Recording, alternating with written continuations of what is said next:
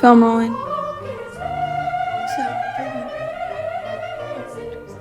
I say interview. Interview number 2. That's not it. No. Hi, Gina. Hi. Good to see you today. We're recording actually on Good Friday. We had a short but beautiful service involving your husband doing some accompaniment and your daughter's a vocalist, and she does a lot of there's a lot of great leadership in music here at the church. Both of them do. Of course, you're with them. You're providing support, but not always front and center like they are. Tell us a little bit about you. Yeah, so as you said, I'm married and have two wonderful kids, one of whom has Down syndrome. And That's Ian. that's Ian, Yeah. yes.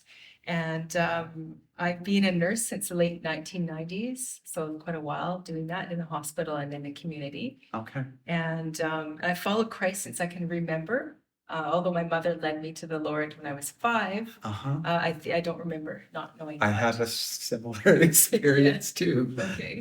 God bless those mothers, right? Yeah, totally. Yeah. Uh-huh. And your work was here in Kamloops? Victoria for 3 years in open heart surgery, and then here in Kamloops, surgical floors, So ICU. busy, Yeah, trauma, yes. all that sort of Yeah, stuff. our ICU here has a lot of different, a variety of patient population. Okay. So yeah, I was there for 10 years and Wow. then worked as an educator, nurse educator.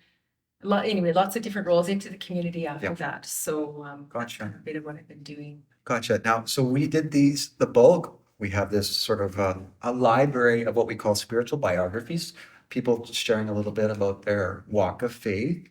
And I put out an announcement saying we're looking to do this again, to reboot it, to tell some more stories, especially with more people, newer people in the congregation. And I'm just wondering, when I put that offer out, because you responded positively, what was sort of your initial thoughts of something you'd like to talk about or share? Yeah, I was sort of thinking about what Bible verse I could share and kind of what I've been thinking about or what had inspired me. So I had been in the Handel's Messiah choir in December, and there was a Right. So the music comes from both sides of your Yeah. family, right? Yes, yeah, I play piano and I Yes, sing yeah, in okay. choir, that is. Yeah.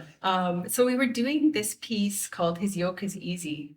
And it's this really actually quite tricky piece. It's not very easy at all. And it's the 4-part harmony. So you have parts coming in at different times and changes keys. And it just struck me as very ironic that the title of the piece kind of didn't match the musical difficulty of it. And it got me thinking that maybe the composer Handel was thinking to illustrate that even though Jesus has said, "My yoke is easy, my burden is light," that actually the way that of following him is not actually always straightforward and simple.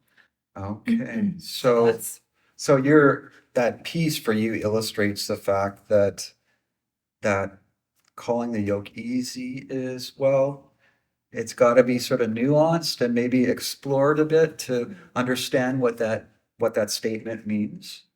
yeah, Yeah. yeah, for sure. So the passage I have, should I read it? Yeah, sure. Okay, Matthew 11:28-30. Come to me, all you who are weary and burdened, and I will give you rest.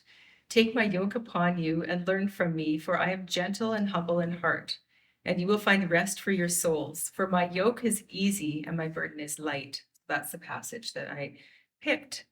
And it was kind of interesting because there was a bit of a delay before we've done this recording. And so I had a lot of time to think about this Okay. passage. Yeah, yeah. And as time went on, it just seemed like it was kind of one thing after the other, whether it was unusual, stressful situations that came up or extended family members with health changes. And so I was challenged to come back to Jesus in prayer in those situations rather than worry about them. Gotcha. And so it tested me a little bit as to how I would apply this Bible verse to my life. So just even having that sort of thought about that verse and sort of curiosity about it, you were challenged to sort of practice it experientially And so what I think I hear you saying, it's not easy as maybe in the conventional sense that people might think. I mean, and I don't know where I got this from, but when I was a child growing up, I thought you sign up with Jesus, he takes care of everything. You're good to go, no problems in life. Yeah, yeah. But that's not true, is what I'm Yeah. hearing from you. Yeah, definitely. From my experience in life, and I'm sure many other people as well, I don't think Jesus promises an easy life to his followers. And I mean, just life in general. Things happen that are out of our control.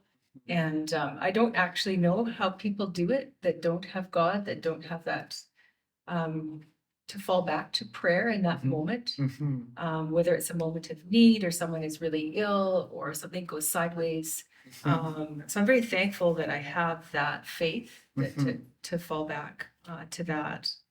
So, so Jesus says what he offers us is a yoke, which, for those who have any background in agriculture, it's how to get, oxen or cattle working in the same direction and they're carrying a load. So it involves work. There's work in life and then maybe even extra work Yeah. in following Jesus. But so what, yeah, what you mentioned prayer, like, um, how is that easy, even if it is work, right? How does Jesus comfort us or give us support, even in prayer, for example? Yeah, I mean, sometimes it's sort of that prayer of desperation where you're in a moment where you just don't know where to go with something in your Help me, life. help me. Or it might not even be, or someone in your family or in your life circumstances or work. And sometimes it's beyond your understanding or wisdom to know where to go with it. And so in that moment, to turn to God and pray, I think is huge. And I found that, working in critical care in the hospital, you just never knew what would come, what that next shift would look like. You walk through the doors and you have no idea, what life and death situation might be happening or just crisis. And so being able to pray in that moment and just take a deep breath, and that's huge. And yeah, so I think that I've learned over the years that things aren't in my control, that God is in control. And so that's helped a lot. Yeah, to have that in those situations. So I feel when you're yoked together with the Lord, you also are following in obedience to him. It's sort of you're following his way. And that there's an expectation and a commitment in that. But Jesus says, when you're weary, when you're burdened, Yeah. come to me. Don't forget. I've never thought about this before. I'm supposed to know scripture, I guess, as a pastor, but when you mentioned yoked with the Lord, I mean, I guess I thought Jesus was handing us a yoke, but you're talking about you're yoked with Jesus, as in Yeah. he's helping you Yeah. carry that load. Absolutely. Yeah. Some commentators that I read online suggested that it would actually be a more experienced animal beside a younger animal. And No maybe, kidding. I don't know, how accurate that is, but whether Jesus was thinking like in the agricultural Yeah. sense that you might have, he is beside you, Yeah. leading and guiding you with that yoke across. It's a really odd metaphor. And you can only imagine that if you had a sort of a younger oxen, it's carrying what, 30%, Yeah. 15% of the Yeah. load, whereas the boss, the proven, the worker, the mature ox is pulling the bulk of it. That's a really interesting Yeah. insight into that passage. Yeah, so it's been an interesting passage. The more I thought about it, the more strange it started to seem.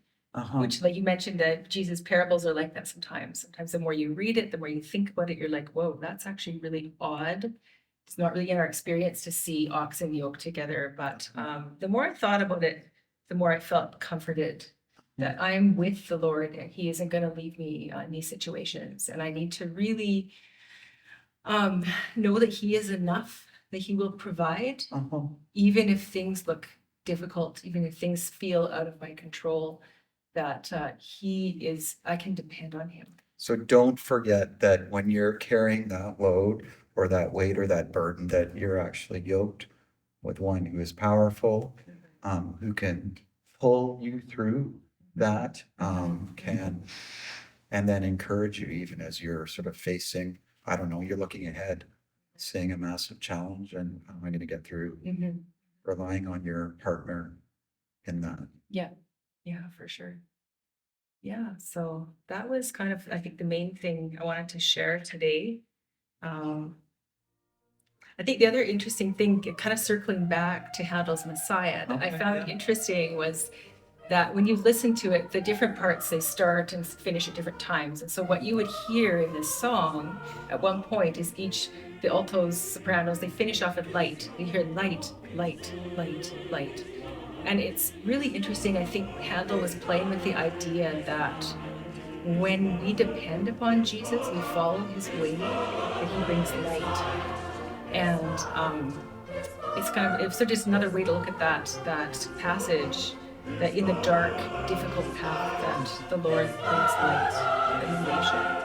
Wow, okay, so playing off the light as in the weight playing, but also light as playing off that term as well, the illumination too. I think so.